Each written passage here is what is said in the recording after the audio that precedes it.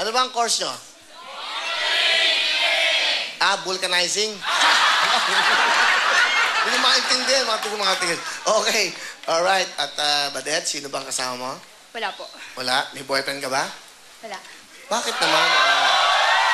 Bakit naman? Pero may special someone. Oh, special someone. Okay, parang special siopaw. Oh, siomay. Sige, pati mo yung special someone mo. I love you so much. Alam mo yun? Oh.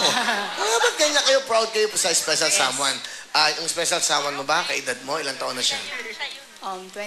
25. Siya ba nagtatrabaho? Nag-aaral? Graduate na po. Graduate? Kailan siya? Nag-graduate lang siya bago lang? Nag-graduate lang po ngayon. Umattend Fresh. ka ba ng graduation niya? No. Bakit? Hindi pa po graduation. Hindi pa po nila graduation. Kaya hindi pa po ako ma-attend. Sana nauna ka na.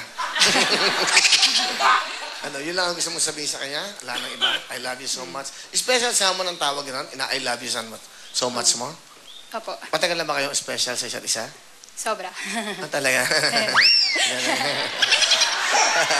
Saan kayo madalas pupunta? Wala po. Wala lang? Wala po. Walang kwenta.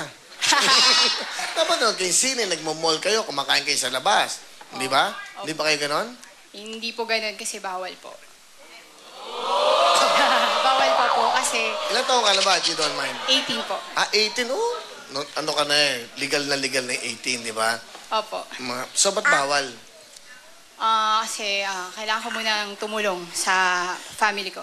Ba't di ka ba niya kayang tulungan para tumulong sa pamilya mo? Sabi na nga ako naman siya na kaya niyang tulungan. Pero syempre, iba pa rin yung ako yung